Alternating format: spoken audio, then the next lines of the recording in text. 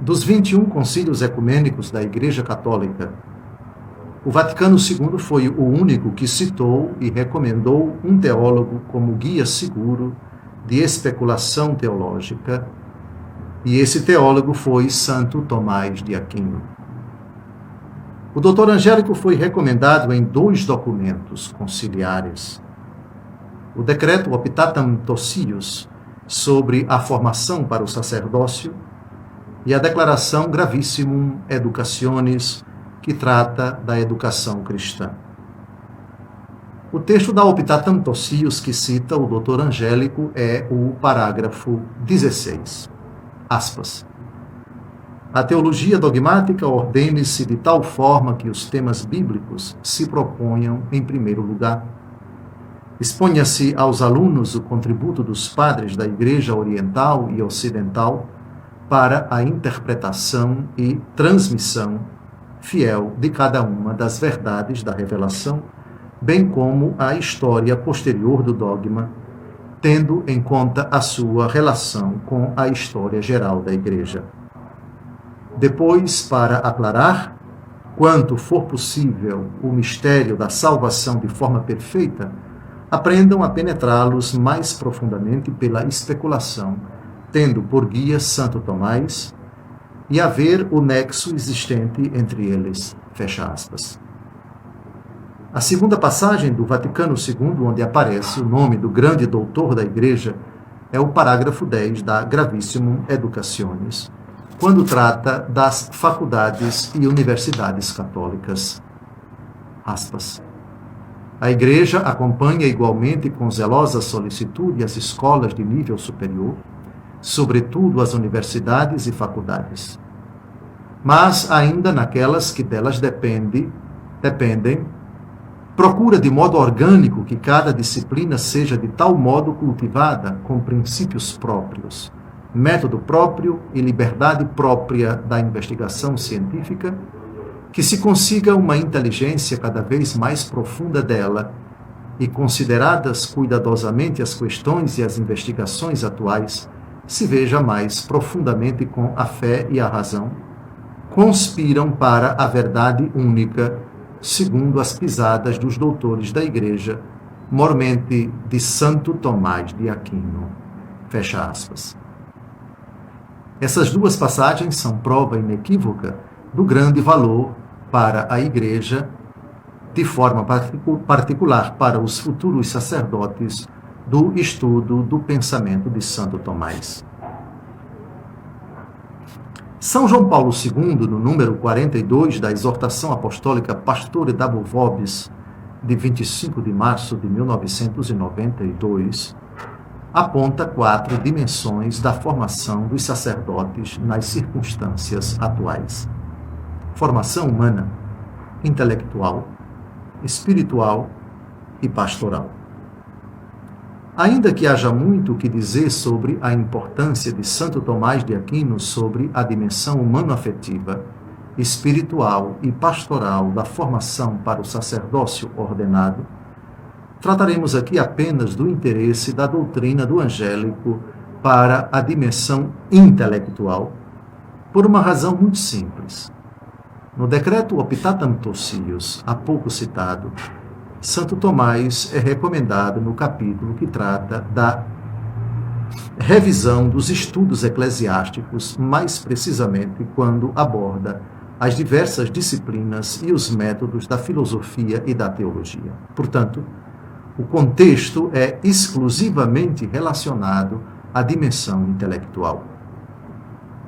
A Ratio Fundamentalis Institutionis Sacerdotalis, documento da Congregação para o Clero sobre o dom da vocação presbiteral, de 8 de dezembro de 2016, ensina que a formação intelectual destina-se a levar os seminaristas a atingirem uma sólida competência no âmbito filosófico e teológico, mas também uma preparação cultural de caráter geral, de tal maneira que lhes permita anunciar de modo credível e compreensível aos homens de hoje a mensagem evangélica, estabelecer um diálogo profícuo com o mundo contemporâneo e sustentar com o lume da razão a verdade da fé, mostrando a sua beleza.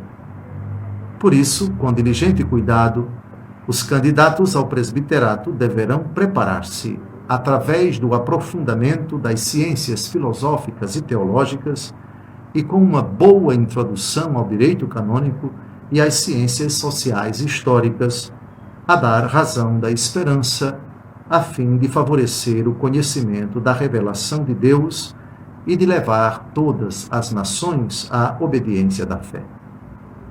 Por sua vez, o Concílio Vaticano II, no parágrafo 44 da Gaudium et Spes, afirma que o conhecimento filosófico e teológico serve para, aspas, ouvir, discernir e interpretar as várias linguagens do nosso tempo e julgá-las à luz da palavra de Deus, de modo que a verdade revelada possa ser cada vez mais intimamente percebida, melhor compreendida e apresentada de modo conveniente. Fecha aspas. A formação intelectual é parte da formação integral do presbítero, o que quer dizer que ela está a serviço do seu ministério pastoral e incide também sobre a formação humana e espiritual que retiram dela um profícuo alimento. Isto significa, continua a Ratio Fundamentalis, que o desenvolvimento de todas as faculdades e dimensões da pessoa, incluindo aquela racional, com o vasto campo dos conhecimentos adquiridos, contribui para o crescimento do presbítero, servo e testemunha da palavra na igreja e no mundo.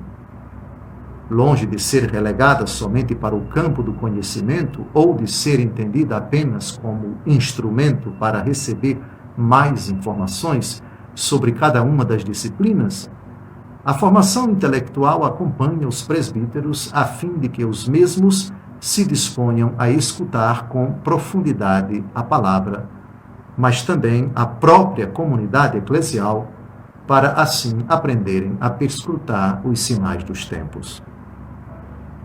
O estudo aprofundado e orgânico da filosofia e da teologia é o instrumento mais adequado para se fazer própria uma forma de pensar que permite fazer face às perguntas e aos desafios que se apresentam no exercício do ministério, interpretando-os numa ótica de fé. Por um lado, é necessário não descuidar a sólida e adequada qualidade na formação intelectual. Por outro, deve-se recordar que o cumprimento das obrigações relativas ao estudo não pode ser o único critério para determinar a duração do processo formativo do candidato ao sacerdócio, pelo fato de que o estudo, mesmo sendo importante e não sendo sequer secundário, representa ainda assim um aspecto somente da formação integral com vista ao presbiterato. Assim consideradas as coisas, pergunta-se: como se insere hoje o ensinamento de Santo Tomás no contexto bastante abrangente da formação intelectual dos futuros presbíteros da Igreja? O primeiro aceno de resposta a essa pergunta vem da Conferência Nacional dos Bispos do Brasil, que no parágrafo 282 de sua Ratio Fundamentalis, conhecida como Documento 110, de abril de 2018, afirma, aspas, a formação filosófica que se insere na etapa do discipulado é um dos elementos constitutivos da formação presbiteral, quer para a adequada interpretação do ser humano e do mundo, da história e da sociedade, do pensamento humano e das correntes culturais e religiosas do nosso tempo, quer como suporte para o diálogo com o mundo contemporâneo, quer para a descoberta da dimensão transcendente da existência. Os institutos de filosofia, além de centros de estudos, voltados primordialmente para a atividade intelectual, são também, e por excelência, ambientes de formação vocacional e presbiteral. Nos estudos filosóficos, continua a CNBB, desse importância especial a Santo Tomás de Aquino, cuja doutrina é o instrumento mais eficaz, não só para fundamentar solidamente a fé, mas também para colher com utilidade e segurança os frutos do sadio progresso. Fecha aspas. Essas palavras da CNBB se alinham perfeitamente com o ensinamento de Leão XIII sobre a figura de Santo Tomás na sua filosofia e na sua teologia. Diz o pontífice na encíclica Aeterni Patris, de 4 de agosto de 1879, aspas. Não há setor da filosofia que Santo Tomás de Aquino não tenha tratado aguda e solidamente, pois ele disputou com as leis da dialética acerca de Deus e das substâncias incorpóreas, do homem e de outras coisas sensíveis, dos atos humanos e seus princípios, de modo que nele nada fica a desejar, nem uma copiosa colheita de perguntas, nem uma ordem conveniente de partes, nem um excelente método de procedimento, nem uma firmeza de princípios ou força de argumentos, nem uma clareza ou propriedade no falar, nem facilidade de explicar qualquer assunto mais obscuro. A isso devemos acrescentar que o angélico doutor especulou as conclusões filosóficas nas razões íntimas das coisas e nos princípios mais universais, e em seu seio contém as sementes quase infinitas de verdade e que, no devido tempo, teriam feito germinar com abundantes frutos pelos mestres sucessivos. Tendo usado esta forma de filosofar também, para refutar erros, ele conseguiu por si mesmo erradicar todos os erros dos tempos passados e forneceu armas muito poderosas para derrotar aqueles que, com alternância perpétua, viriam a surgir depois dele. Além disso, ele distinguiu cuidadosamente, como é apropriado, razão de fé. Mas, ao unir um e outro em um consórcio amigável, ele manteve os direitos e a dignidade de ambos intactos, de modo que a razão, levada ao auge de sua grandeza nas asas de Santo Tomás, inquieta-se para subir mais alto. E a fé dificilmente pode prometer a si mesma uma ajuda maior e mais poderosa da razão do que já obteve graças a Santo Tomás. Fecha aspas. Agora pretendo tratar dos valores perenes da doutrina e do método de Santo Tomás de Aquino. E para isso vou evocar 3 papas que se formaram na doutrina tomista: Leão XIII, São João Paulo II e São Paulo VI. Do Papa Montini vou me valer da sua carta Lumen Ecclesiae, de 20 de novembro de 1974, escrita por ocasião do 7º centenário da morte de Santo Tomás. Do Papa Wojtyla, lançarei mão da sua 12ª encíclica Fides et Ratio. E de Leão XIII, farei uso da encíclica já aludida Aeterni Patris, de 4 de agosto de 1879. O caráter imperecedouro da doutrina e do método do Akinati se deve, em primeiro lugar, a uma característica singular do seu ensinamento que se pode chamar de realismo gnosiológico e ontológico. Também definido como realismo crítico, porque está vinculado à percepção sensível e, portanto, à objetividade das coisas, proporciona o sentido verdadeiro e positivo do ser. Este realismo possibilita uma elaboração mental que, mesmo universalizando os dados do conhecimento sensível, não se afasta deles em direção a um redemoinho dialético do pensamento subjetivo, cujo termo fatal é o agnosticismo mais ou menos radical.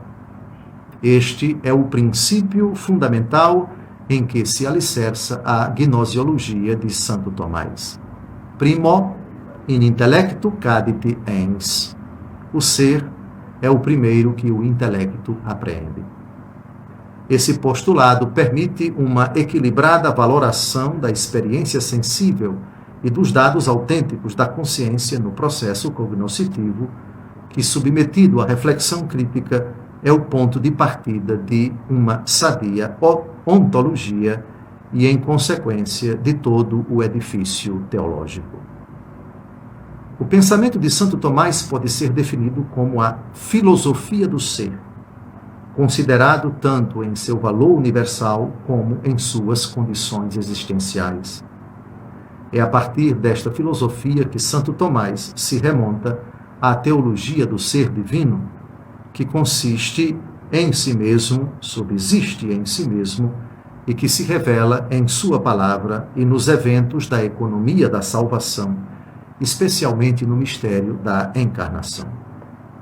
Uma filosofia e uma teologia desta índole são possíveis graças ao reconhecimento da capacidade cognoscitiva do entendimento humano, fundamentalmente são e dotado de um certo gosto do ser.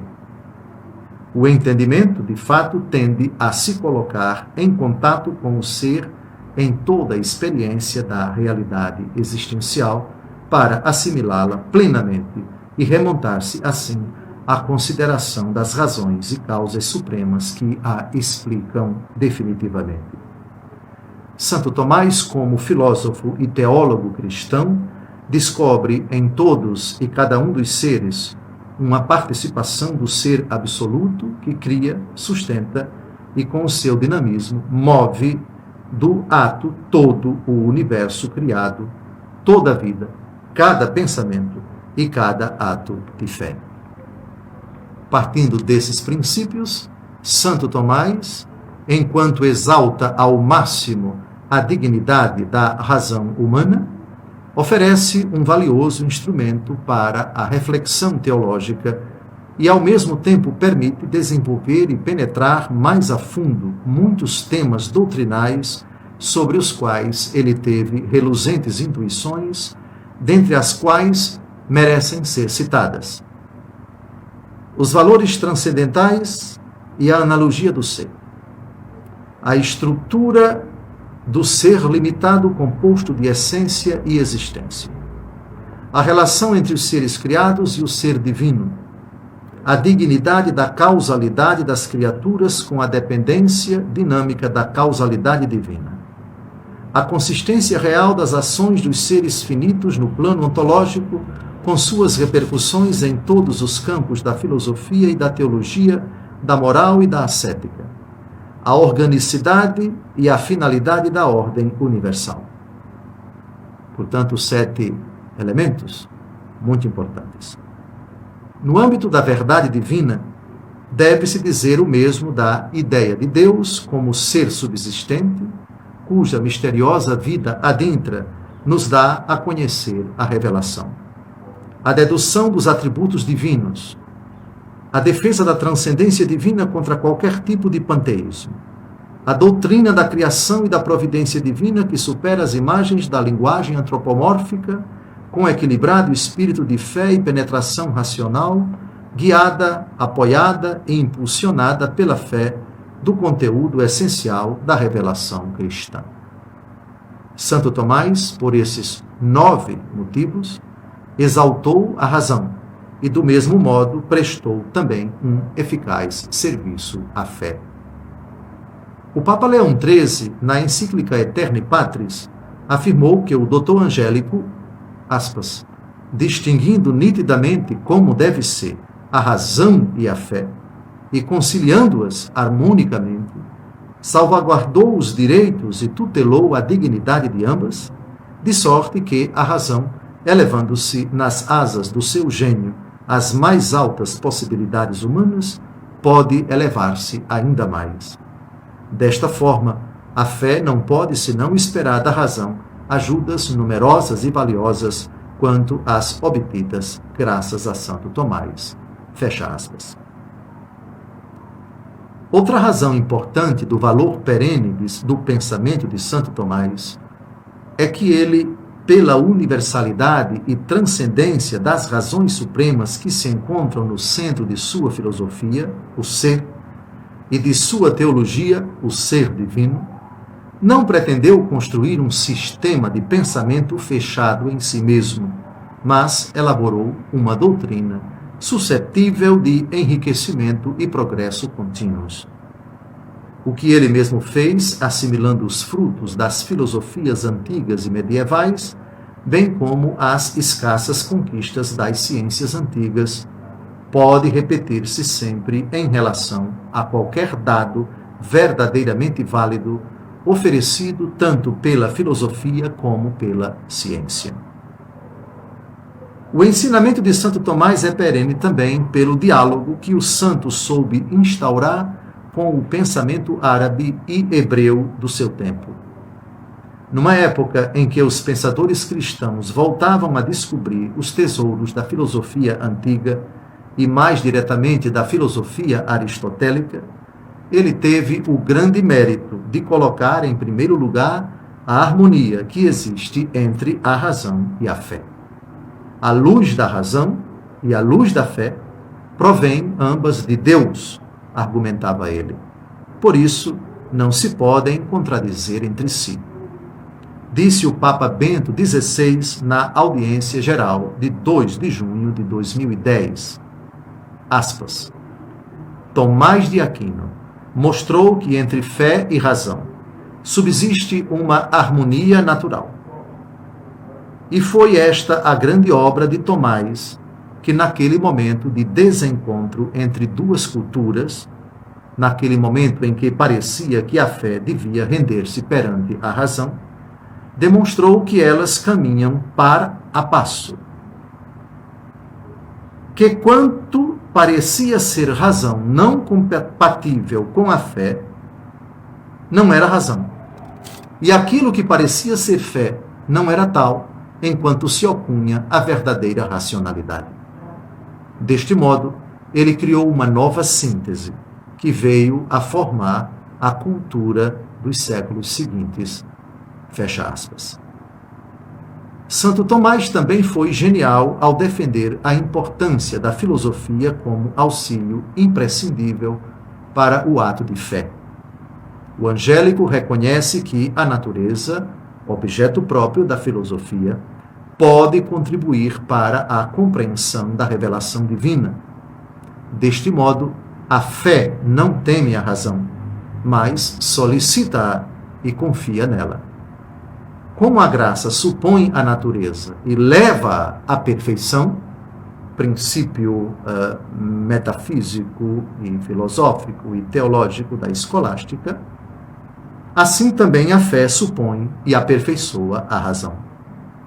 Esta, iluminada pela fé, fica liberta das fraquezas e limitações causadas pela desobediência do pecado e recebe a força necessária para elevar-se até ao conhecimento do mistério de Deus uno e trino. Santo Tomás sublinhou o caráter sobrenatural da fé, mas não esqueceu o valor da racionalidade da mesma. Antes, conseguiu penetrar profundamente e especificar o sentido de tal racionalidade. Efetivamente, a fé é, de algum modo, exercitação do pensamento. Dessa forma, a razão do homem não é anulada nem humilhada quando presta assentimento aos conteúdos de fé. É que estes são alcançados por decisão livre e consciente. Por este motivo, diz São João Paulo II que, aspas, Santo Tomás foi sempre proposto pela Igreja como mestre de pensamento e modelo quanto ao reto modo de fazer teologia. Fecha aspas. Neste contexto, deve-se também citar as palavras de São Paulo VI, por ocasião do 7º centenário da morte do doutor Angélico. Aspas. Sem dúvida, Santo Tomás possuiu no máximo grau a coragem da verdade, a liberdade de espírito quando enfrentava os novos problemas, a honestidade intelectual de quem não admite a contaminação do cristianismo pela filosofia profana, mas tampouco defende a rejeição a priorística desta. Por isso, passou a história do pensamento cristão como um pioneiro no novo caminho da filosofia e da cultura universal. O ponto central, e como que a essência da solução que ele deu ao problema novamente posto da contraposição entre razão e fé, com a genialidade do seu intuito profético, foi o da conciliação entre a secularidade do mundo e a radicalidade do Evangelho, evitando, por um lado, aquela tendência antinatural que nega o mundo e seus valores, mas, por outro, sem faltar às exigências supremas e inabaláveis da ordem sobrenatural. Fecha aspas. Falarei agora de uma das grandes intuições de Santo Tomás, a de atribuir ao Espírito Santo o papel de fazer amadurecer a ciência humana como sabedoria. Nas páginas da Suma Teológica, o Akinati mostra o primado daquela sabedoria que é dom do Espírito Santo e que introduz no conhecimento das realidades divinas. A sua teologia permite compreender a peculiaridade da sabedoria na sua ligação íntima com a fé e o conhecimento de Deus. Conhece por connaturalidade, pressupõe a fé e chega a formular retamente o seu juízo a partir da verdade da própria fé. A sapiência elencada entre os dons do Espírito Santo é distinta da mencionada entre as virtudes intelectuais. Esta segunda adquire-se pelo estudo. Aquela, pelo contrário, provém do alto, como diz São Tiago. Mas é também distinta da fé, porque esta aceita a verdade divina tal qual ela é, enquanto é próprio do dom da sabedoria julgar segundo a verdade divina. Fecha aspas. Mas, ao reconhecer a prioridade desta sabedoria, o doutor Angélico não esquece a existência de mais duas formas complementares de sabedoria.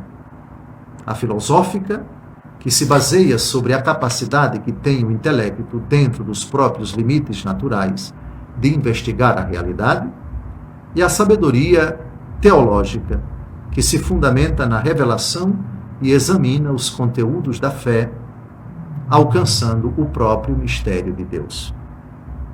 É de Santo Tomás aquela famosíssima frase: Omne verum aquosumque edicatur a Spiritus Sancto est. Toda verdade, quem quer que a pronuncie, procede do Espírito Santo. Essa frase é prova de que ele amou desinteressadamente a verdade. Procurou-a por todo o lado, onde pudesse manifestar-se, colocando em relevo a sua universalidade. O seu pensamento, precisamente porque se mantém sempre no horizonte da verdade universal, objetiva e transcendente, atingiu alturas que a inteligência humana jamais poderia ter pensado. É, portanto, com razão que Santo Tomás pode ser definido apóstolo da verdade, porque se consagrou sem reservas à verdade, no seu realismo, soube reconhecer a sua objetividade. A filosofia tomista é verdadeiramente uma filosofia do ser e não do simples aparecer. É verdade que a Igreja admite certas limitações na doutrina de Santo Tomás, sobretudo nos pontos em que ele depende das ideias cosmológicas e biológicas medievais. Mas, ao mesmo tempo, a Igreja adverte: nem todas as teorias filosóficas e científicas podem reclamar um lugar dentro da visão cristã do mundo ou pretender ser consideradas plenamente cristãs. Na verdade, nem mesmo os filósofos da antiguidade, entre eles Aristóteles, o preferido de Santo Tomás, foram aprovados neste sentido, ou aceitos íntegra e acriticamente por Santo Tomás. Com relação a eles, o Akinati adotou critérios que seguem sendo válidos para discernir a aceitabilidade cristã do pensamento filosófico e científico atual. De fato, enquanto Aristóteles e outros filósofos podiam e podem ser aceitos em virtude do valor universal de seus princípios, do seu respeito à realidade objetiva e do seu reconhecimento de um Deus distinto do mundo, não se pode dizer o mesmo das filosofias ou teorias científicas cujos princípios fundamentais sejam incompatíveis com a fé cristã, como o marxismo sempre ensinou isto à Santa Igreja, seja por apoiar-se no monismo, seja por negar a transcendência, seja por seu subjetivismo ou seu agnosticismo. Infelizmente, há muitas doutrinas e sistemas modernos radicalmente irreconciliáveis com a fé e a teologia cristãs, que estão sendo ensinados em não poucos seminários. Todavia, Santo Tomás ensina como, inclusive neste caso, tais sistemas podem proporcionar tanto contributos particulares úteis para o aperfeiçoamento e desenvolvimento constantes da doutrina tradicional, como estímulos para refletir sobre pontos antes ignorados ou insuficientemente explicados. O método seguido por Santo Tomás neste trabalho de confronto e assimilação pode servir também de exemplo aos estudiosos do nosso tempo. De fato, sabemos que o grande doutor estabelecia com todos os pensadores do passado e do seu tempo, cristãos e não cristãos, uma espécie de diálogo intelectual. Estudava suas sentenças, opiniões, dúvidas e dificuldades, buscando compreender sua íntima raiz ideológica e não poucas vezes seus condicionamentos socioculturais. Isto se percebe muitas vezes nas Quaestiones Disputate, na Suma Teológica e na Suma contra os Gentios. Não se tratava somente de um inventário de dificuldades que haveria de resolver ou de objeções que deveria refutar, mas de uma apresentação dialética do procedimento que impulsionava-o à busca e à elaboração de teses seguras sobre os pontos que eram objetos de reflexão ou de discussão. Às vezes, o confronto era nobremente polêmico, como, por exemplo, quando se tratava de defender uma verdade impugnada, contra errores, contra gentes, contra impugnantes, etc. Porém, em todo caso, ele, Santo Tomás, estabelecia um diálogo que se desenvolvia com plena e generosa disposição de espírito para reconhecer e admitir a verdade, não importa quem a dissesse. Ademais, esta disposição levava Santo Tomás, em não poucos casos, a dar uma interpretação benigna de sentenças que no debate resultavam errôneas. Por este caminho, Santo Tomás chegou a uma síntese grandiosa e harmônica do pensamento, de valor verdadeiramente universal, em virtude da qual ele é mestre também em nosso tempo. Outro mérito que muito contribui para a utilidade e excelência da doutrina de Santo Tomás nos seminários é o seu estilo literário, límpido, sóbrio, preciso e forjado no exercício do ensinamento, na discussão e na redação de suas obras. O estilo de escrita de Santo Tomás pode ser resumido, lembra São Paulo VI, nas palavras da antiga liturgia dominicana na festa do Santo. Stilus brevis, grata facundia, celsa, firma, clara sententia. Estilo conciso, exposição agradável, pensamento profundo, denso e claro. Esta é a última razão para a utilidade de se recorrer a Santo Tomás, em um tempo como o nosso, em que não raro se emprega, em ambiente acadêmico e no exercício do ministério da palavra, uma linguagem ou demasiado complicada e retorcida, ou demasiado tosca e vulgar, ou inclusive tão ambígua que não serve de veículo do pensamento nem de mediador entre os que são chamados ao intercâmbio e à comunhão na verdade. Ao longo dos séculos, é verdade, o tomismo conheceu, como qualquer sistema que integra a tradição escolástica, os perigos da esclerose e das vãs sutilezas, mas nunca perdeu sua atualidade e jamais deixou de despertar o interesse de mentes humanas grandes. A filosofia de Santo Tomás tem uma aptidão permanente para guiar o espírito humano para o conhecimento da verdade, a verdade do próprio ser, que é o seu objeto principal, o conhecimento dos princípios filosóficos e a descoberta de sua razão transcendente, Deus. Assim, escapa à situação histórica particular do pensador que a identificou e ilustrou como a metafísica natural da inteligência humana. Assim, podemos dizer que, refletindo as essências das coisas realmente existentes em sua verdade certa e imutável, o tomismo não é medieval, nem próprio de alguma nação particular, mas que transcende o tempo e o espaço, e não é menos válido para todas as pessoas dos dias de hoje.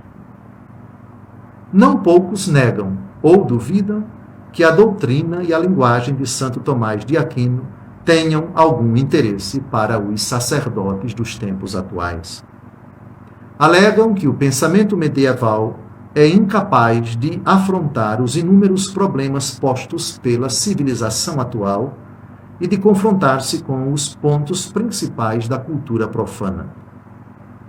Não poucas objeções desse tipo são formuladas em nome da moderna crítica da linguagem e se afirma que a linguagem, ou seja, o vocabulário da fé, perdeu sua transparência e sua capacidade de significação.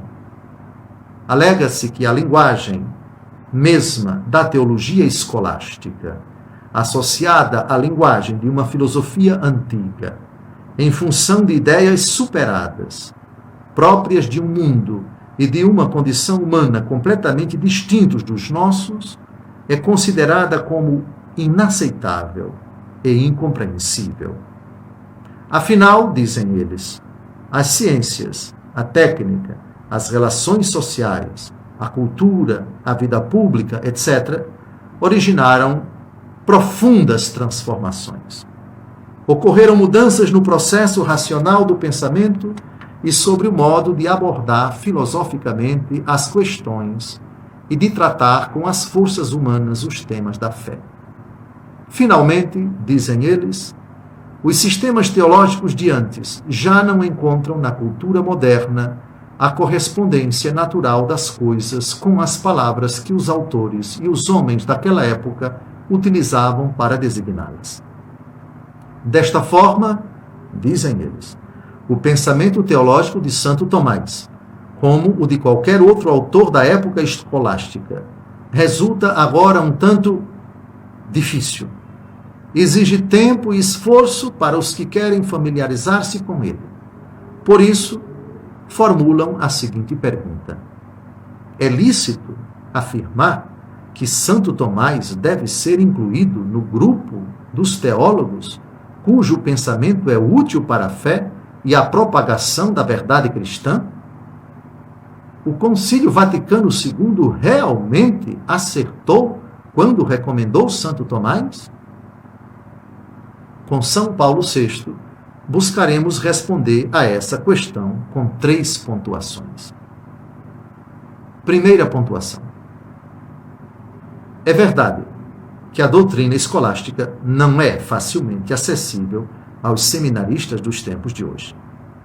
Assim, não basta repetir nas salas de aula materialmente a doutrina, as fórmulas, os problemas e o tipo de exposição com os quais se costumava tratar antigamente essas questões. Uma repetição dessa natureza não garantiria a verdadeira fidelidade à doutrina do nosso autor, comprometeria a sua compreensão, particularmente necessária em nosso tempo, e inclusive poderia desvirtuar o surgimento de ideias que a inteligência é chamada a desenvolver. Portanto, da parte dos professores dos seminários, deve haver uma espécie de trabalho de adornamento, de atualização do patrimônio doutrinal escolástico tomista, isto é, o necessário esforço para que o pensamento do doutor Angélico possa ser compreendido em sua vitalidade fora do âmbito restrito da escolástica. Dessa maneira, poderão guiar os que, sem possibilidades para fazer este esforço, têm necessidade de aprender suas linhas mestras, o equilíbrio doutrinal e, sobretudo, o espírito que penetra e informa todas as suas obras. Segunda pontuação. É preciso considerar atentamente o que mais interessa hoje aos que se esforçam por obter uma melhor inteligência da fé. Se não se faz isto, a fé não poderia despertar interesse aos espíritos. Com efeito, se não se penetra bem no pensamento contemporâneo, é impossível distinguir e muito mais expor, apontando adequadamente as diferenças e semelhanças, o tema que se aborda e ao qual a teologia ilumina plenamente. É verdade que se causa um grave prejuízo à autêntica ciência de Deus e do homem, ignorando as novas formas de doutrina, fechando-se dentro das fronteiras do passado. Mas é também verdade que acontece o mesmo quando se rejeita a priori a doutrina ou a escola dos grandes doutores, alimentando-se apenas com as ideias, às vezes ilusórias, de nosso tempo. Terceira e última pontuação.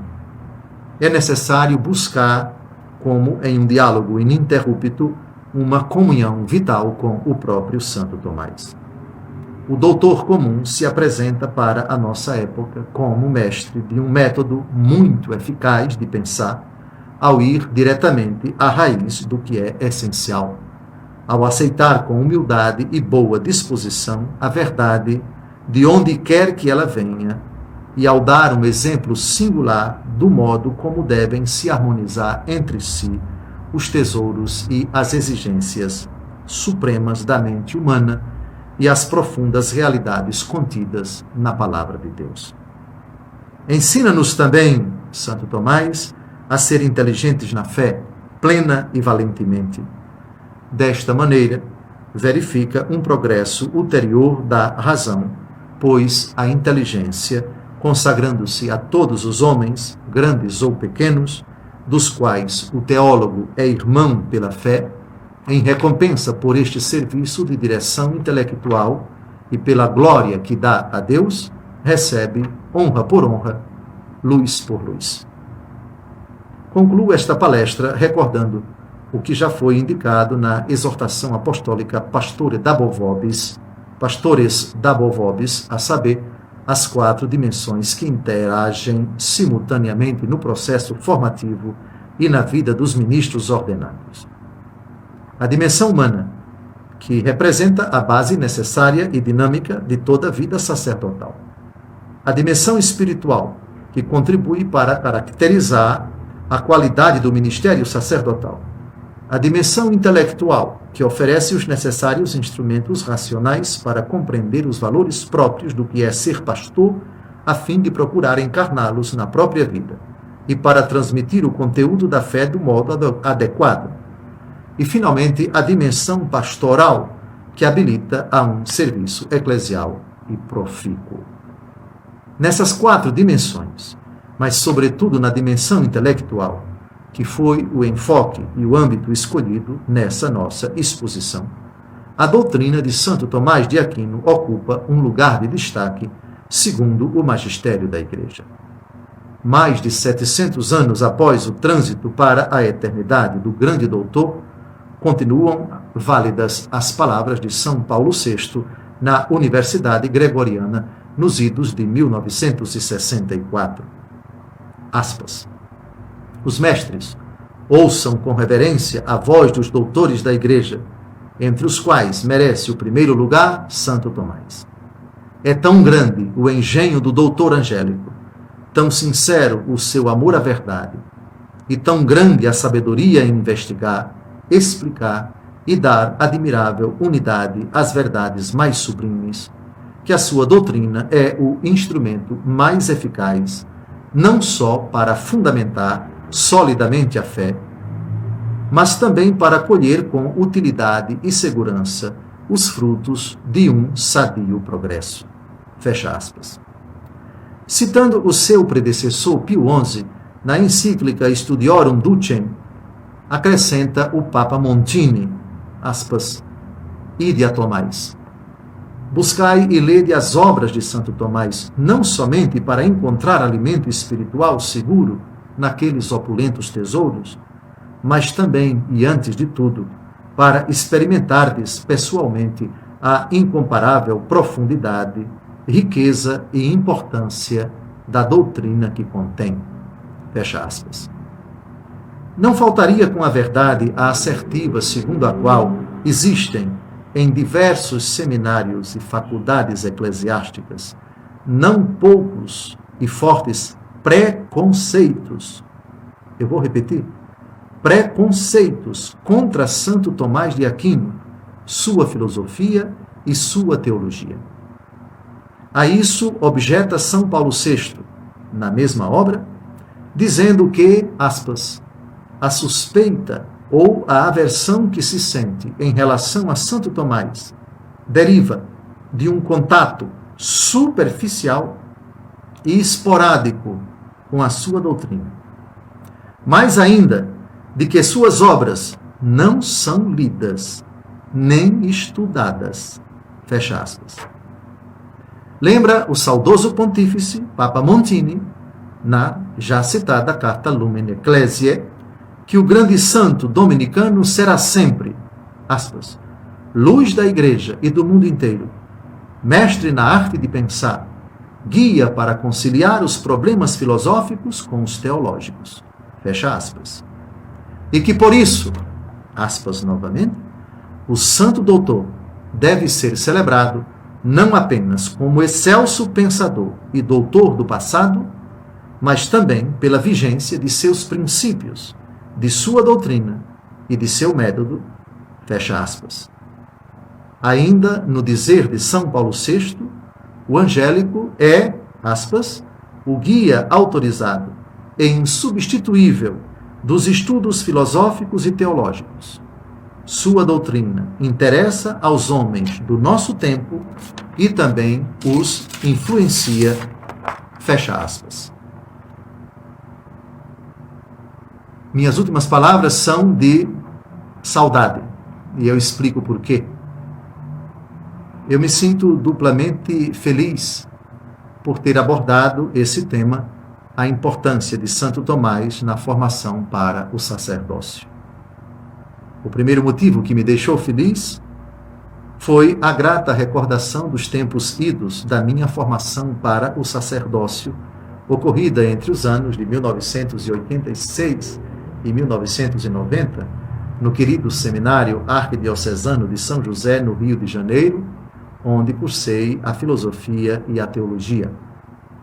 Um período de formação filosófica e teológica marcadamente tomista, sob a égide de diversos professores que nutriam por Santo Tomás grande apreço, e dele eram, por assim dizer, seus discípulos. O tema que me tocou, portanto, foi explanado como testemunho pessoal de quem, em ambiente acadêmico, bebeu, se alimentou e se fortaleceu, e auriu do incomensurável tesouro dos ensinamentos filosóficos e teológicos do grande doutor angélico. O segundo motivo da minha felicidade foi a recordação do meu tempo de mestrado e doutorado em Direito Canônico em Roma, na Pontifícia Universidade Santo Tomás de Aquino, conhecida pelo nome de Angelicum, um dos templos sagrados do tomismo.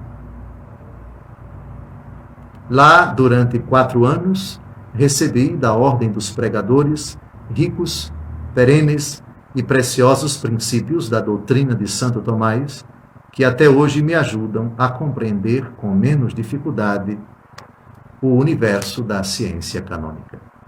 Portanto, essa palestra foi uma palestra, para mim, nostálgica, porque me fez lembrar os tempos dos quais eu tenho grande saudade. Seminário do Rio de Janeiro e Roma, no Angélico. Deus abençoe a todos, Deus seja louvado por ter nos dado o doutor Angélico, por ter nos dado a sua perene doutrina filosófica e teológica. E Deus seja louvado por eu ter recebido dos meus professores, no Brasil e em Roma, a doutrina tomista. Deus abençoe a todos.